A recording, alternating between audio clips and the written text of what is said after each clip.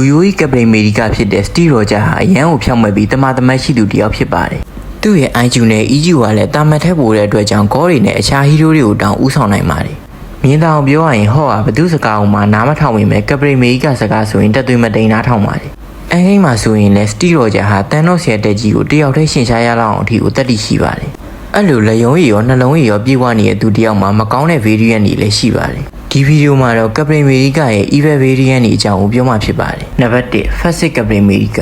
7475ကကပလင်က Fascist ဝါဒကိုလက်ကင်ထားသူဖြစ်ပြီးပြည်သူတွေကိုနှိပ်စက်ညှဉ်းပန်းမှုတွေလုပ်ပါတယ်။ဒီ version ဟာ MCU Steve Rogers နဲ့အရန်ကိုကွာခြားပြီးလူတွေကိုမထင်သလိုလဲတက်ပစ်ပါတယ်။နံပါတ်2 Vampire ကပရိအမေရိက Steve Rogers နဲ့ Invader တို့ကဒဏ္ဍာရီလာတရဝါဖြစ်တဲ့ Variant Plan နဲ့တိုက်ခိုက်ခဲ့ပါတယ်။တိုက်ခိုက်နေချိန်အတွင်း Variant ကကတ်ရဲ့ level ကိုကိုက်လိုက်တဲ့အတွက်ကြောင့်ကပလင်ကတဖြည်းဖြည်းချင်း Vampire အတွင်ကိုပြောင်းသွားပါတယ်။အဲ့နောက်ကပရင်ကအခြားဖန်ဂျာအဖွဲ့ဝင်တွေဖြစ်တဲ့ဖေကွန်ဂျိုင်ယန်မန်နဲ့ဝက်စတိုကိုကိုက်ခဲ့ပြီးဗန်ပိုင်ယာဟီးရိုးတွေကိုဦးဆောင်တဲ့ဗန်ပိုင်ယာဘရင်တယောက်ဖြစ်လာပါတယ်။နံပါတ်3ကတ်ဝူ666ကကပရိအမေရိကဗီဒီယန်တယောက်ဖြစ်ပြီးစတီရောဂျာကနေဝယ်ဝူအသွင်ပြောင်းသွားတာဖြစ်ပါတယ်။ကတ်ဝူကအန်တာဖန်ဂျာအဖွဲ့ဝင်တယောက်ဖြစ်ပြီးပုံမှန်ကပရိအမေရိကတဲ့ strength နဲ့ durability ပိုသားပါတယ်။နံပါတ်4ကိုရပ်ပလာကပရိအမေရိက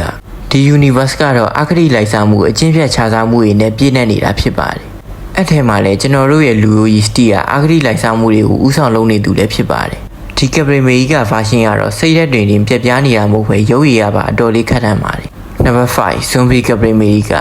Zombie ကပရိကို What A series မှာလည်းမြင်မှုပြီးသားဖြစ်လို့အားလုံးရင်းနှီးကြမှာပါ။ဟဲ့မေကြောင့် Quantum Run နဲ့က Zombie virus ကကမ္ဘာပေါ်မှာရှိတဲ့သက်ရှိတိုင်းပေါ်ကူးဆက်သွားတဲ့ဖြစ်ရမလို့ Steve Rogers ကပါ Zombie ဖြစ်သွားပါတယ်။နံပါတ်6 ကပရိ Hydra S1311 ကဖြစ်ပြီး Steve ငယ်စဉ်ကတည်းက Hydra တွေကခေါ်ဆောင်သွားပြီး Steve ကို brain wash လုပ်ခဲ့ပါတယ်။အဲ့နောက်မှာတော့ Super Soldier Serum ထိုးပေးပြီး Captain Hydra ရဲ့လိုဖြစ်လာပါတယ်။ MCU မှာလည်း Captain Hydra ကိုမြင်ရနိုင်ခြေရှိနေမှုဘလို့ဇလန်းနဲ့ချပြမလဲဆိုတာကိုကျွန်တော်ကတော့ရင်တထိတ်ထိတ်နဲ့စောင့်မျှော်နေပါတယ်။ဟုတ်ကဲ့ဒီဗီဒီယိုကတော့ Captain America ရဲ့ Evil Variant တွေအကြောင်းကိုပြောထားတာဖြစ်ပါတယ်။နောက်ဗီဒီယိုတွေမှာလည်းအခုလိုစိတ်ဝင်စားစရာကောင်းတဲ့အကြောင်းတွေကိုပြောမှဖြစ်လို့စောင့်မျှော်ပေးကြပါဦး။